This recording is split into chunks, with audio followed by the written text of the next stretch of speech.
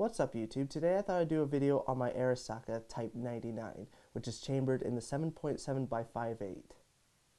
Now, if you own one of these firearms, you'll know how hard it is to find ammunition for it, and I finally came across some at Graff & Sons online.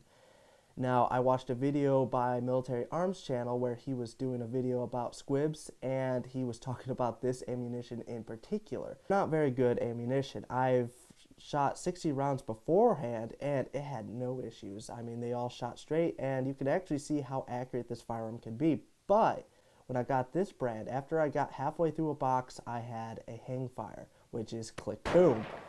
That's kind of terrifying, but that wasn't my first time dealing with it, and I kept shooting. I had one squib, which wasn't a big deal because it just squibbed inside the chamber, and it didn't take much to knock it out. But I didn't do a good enough job cleaning out the receiver from debris, and we had a couple rounds expanding in the chamber around the pellets of powder. I talked to a reloader, and he told me, yes, there was an excessive amount of powder in the receiver. That's what caused the bumps. I'm not a big fan of this ammunition, and I definitely will not buy it anymore. I wanted to get through it since I already had purchased this ammunition, but it wasn't very good. I'm glad I was able to buy it and shoot it while I did, so I can get some footage of this firearm and have some experience shooting more rounds through it, but I won't ever buy this brand again.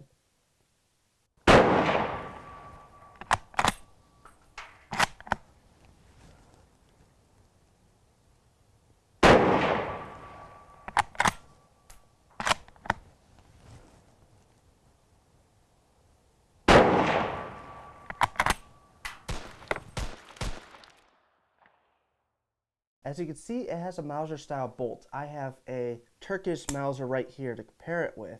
As you can see, it has an identical extractor.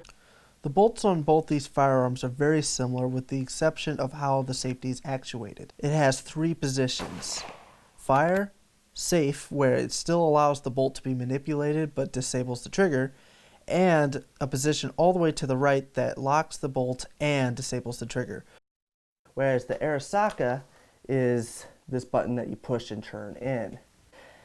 I do find that this safety is a little bit easier to take off. I mean, you just hit it with the palm of your hand and hit it really quick. It's actually kind of a fast safety to get off.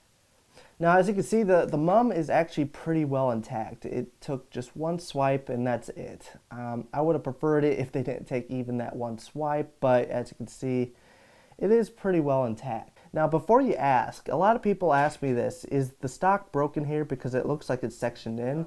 But every last one of these firearms has that.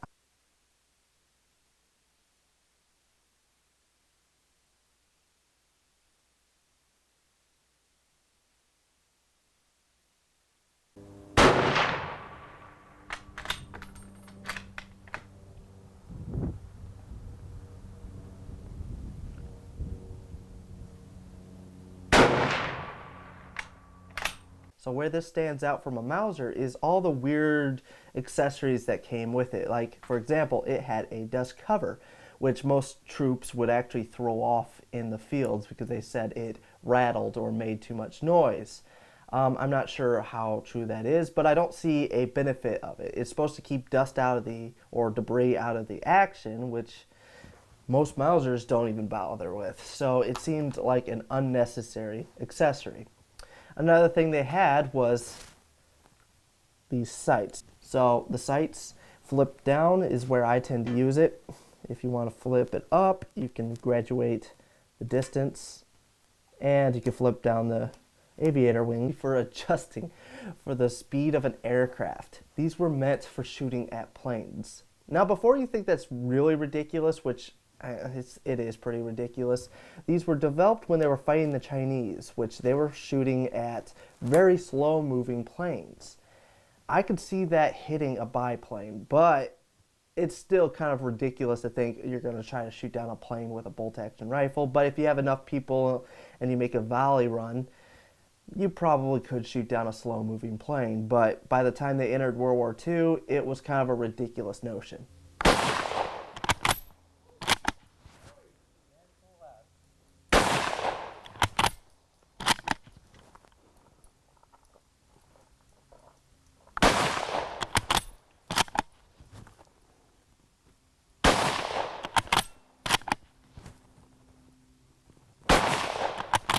Another thing they would come with is a bipod. Now, I don't have that either. I don't have the dust cover, and I'm fine with that.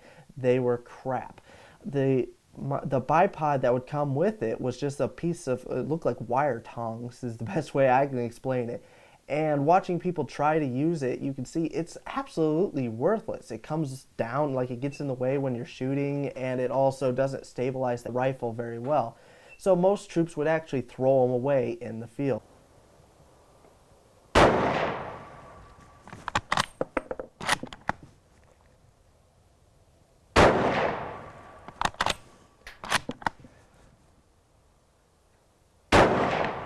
Disassembly of this firearm is very easy. To take the bolt out of the receiver, there's just a little piece you pull out like this. You cycle the bolt up, back, pull out. There's your bolt. Now, to take the bolt apart is actually extremely easy as well. You just churn it, because the safety is right here. Pretend you're putting on safe, and watch, it is under spring tension. Churn it, the back end comes out along with the firing pin and the spring. Extremely easy. Putting it back in is just as easy.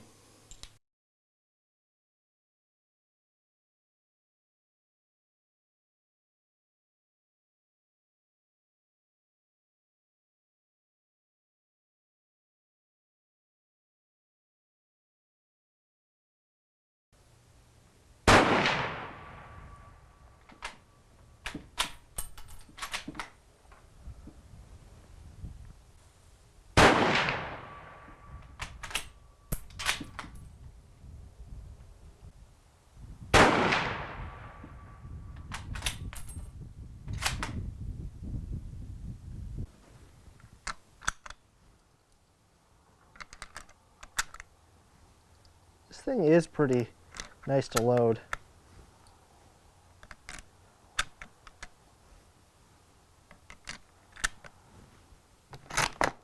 In my experience, the Arisaka is a very accurate firearm if you can get past the terrible trigger. It has a very heavy trigger. So I really do love this firearm. It may not be as smooth as some Mausers that I've shot, but it's a lot of fun to shoot and historically significant. Now, the thing I love the most about this firearm is the history that came with it. Most surplus rifles, you lose the history, and I actually have a story tied to this firearm. I'm going to leave that for a future video. I want it to have its own video.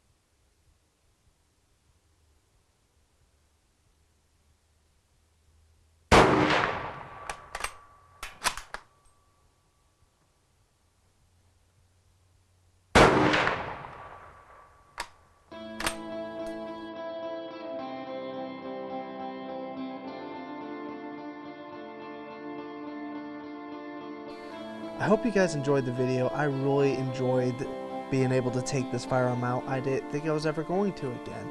And luckily the ammunition worked well enough that I was able to get through it and get some footage of it. I'm glad I did it, but I'm sad that I'll never be able to shoot it again.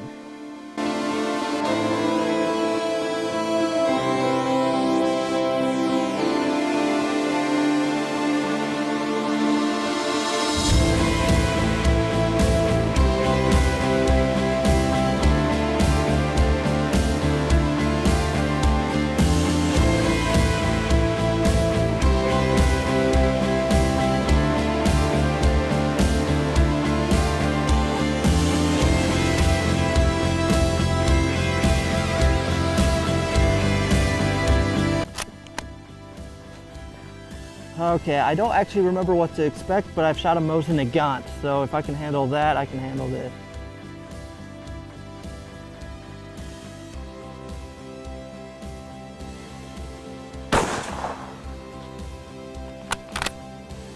Nice extraction.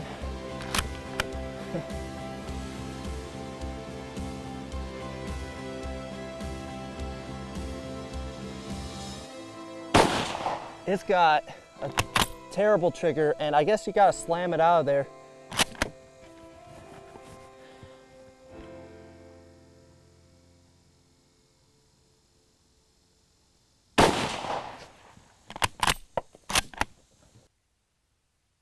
Hello, I'm a man round.